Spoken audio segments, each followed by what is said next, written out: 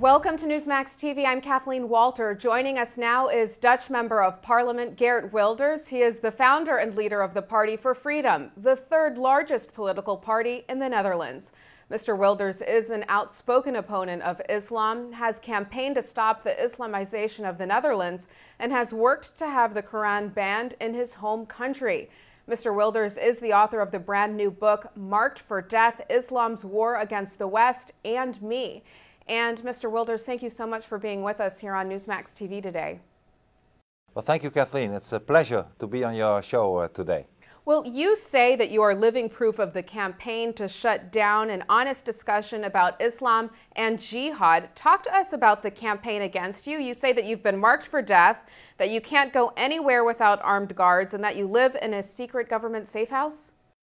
Well, unfortunately, that's all very true, because I speak out and speak the truth about Islam. I have been marked for death. I have been banned from many countries throughout the world. I have been taken to court in my own country, both the criminal court and the civil court. And I'm not the only one. Anybody who dares to speak out against this ideology called Islam will pay a heavy price. I lived with my wife for 6 months in prison cells for security reasons. We didn't commit any crime. We lived in army barracks and safe houses. And I always say, if I spoke out, which I'm not planning to do, but just for argument's sake, if I spoke out against Christianity, all those things would not have happened. We use, as is the first chapter of my book, we use the pen, and unfortunately they use the axe. Now, why is it so important to you to remain so steadfast in speaking out? Well, I believe, Kathleen, that Islam, at the end of the day, will cost us our freedom of speech. I believe that freedom of speech is so important that we really should unmask the true identity of Islam. And let me tell you that I have nothing against Muslims. I have nothing against people. I acknowledge the fact that the majority of the Muslims are law-abiding people. It would be ridiculous to even suggest that the majority of the Muslims are terrorists. They are not. But there is only one Islam, and this is the Islam of the Holy Book, the Quran, and the Islam of the Prophet Mohammed. And it's not so much a religion, it's an ideology. It's an ideology that should be compared with not with Christianity or with Judaism, but with communism or with fascism. And let me give you one example. I give more in my book. That is that if you want to leave Islam, if you're an apostate, the penalty for that is death. You have to be killed.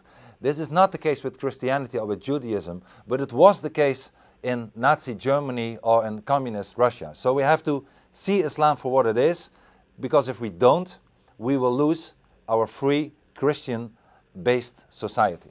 Mr. Wilders, what effect has Islam had on your home country, and what progress do you think that you've made in the Dutch Parliament in raising awareness of your concerns? Well, you know, Islam is unfortunately all over Europe, not alone my own country, but if you go to the United Kingdom, if you go to France, if you go to Germany, if you go to Sweden, you see the results of the Islamization. Crime has risen. We have honor killings. We have genital mutilation. We have forced weddings. A lot of Americans don't know, but even today in the United Kingdom, there are 60 Sharia courts active and acting today, where a statement of a woman is worth half of that of a man. So in my book, Marked for Death, I tell them that the American public, that Europe is in very bad shape today. And please don't think that what is happening to Europe today will not happen to America tomorrow. It will happen to America tomorrow unless you fight for freedom, you fight for your own identity, and you cut back in the Islamization of our societies. Now, why did you decide to publish this book in America? And do you think that the United States is naive to the threat? Well, I think there are a lot of misconceptions also in the United States about the true nature of Islam. In my book, I describe President Obama, who a few years ago, as you know, went to the Al-Azhar University in Cairo, a very racist university. If you're Christian, if you're Christian Copt, you're not even allowed to study there.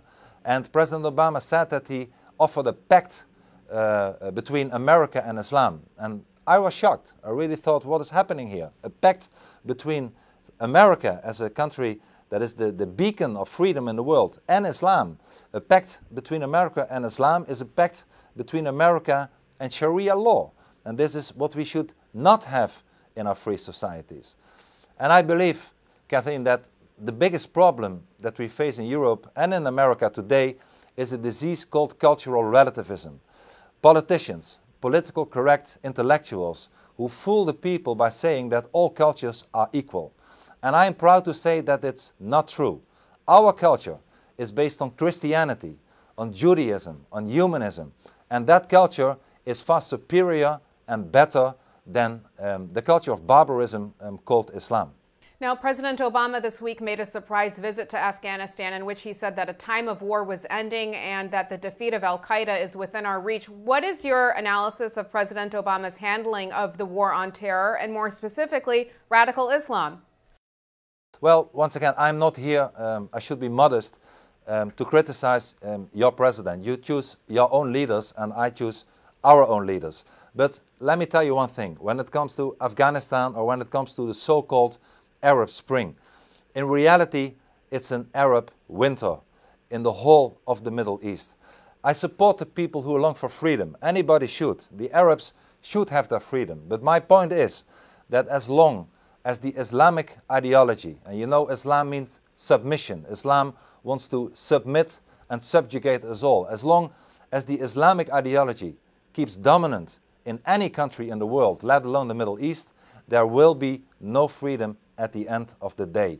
And this is how I believe we should look at it, both in our own countries as in the Middle East.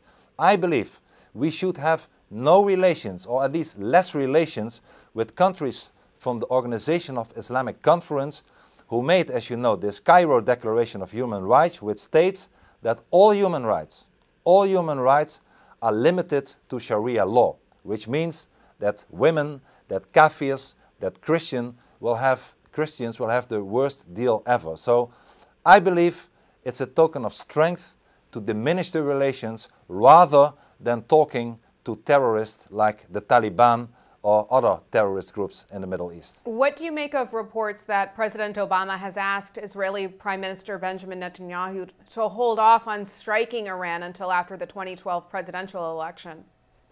Well, of course, I don't know what President Obama's agenda really is, but I know one thing. I know that we should all support the state of Israel. Israel, Kathleen, is fighting our fight. Israel is exactly on the border of jihad and reason. Israel is a beacon of light, a canary in the coal mine, so to say, in an area of darkness and tyranny. And I believe that parents in America and in Europe can sleep easily at night because Israeli parents lay awake at night worrying about their children defending our borders. The border of jihad is our border. We share the same cultural values as Israel does. And let me tell you, if Jerusalem falls, Athens will fall, Amsterdam will fall, and America will fall as well. They are fighting our fight. So I believe we should do anything possible to support the state of Israel, certainly against this barbaric regime of the Islamic Republic of Iran. Okay, in addition, what should the U.S. and the Netherlands do to address the threat of a nuclear Iran?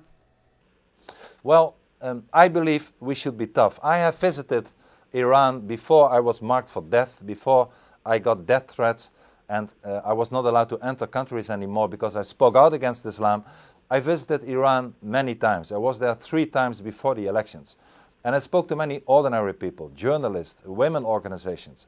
And I know one thing, that the weakest point of Iran is its economy.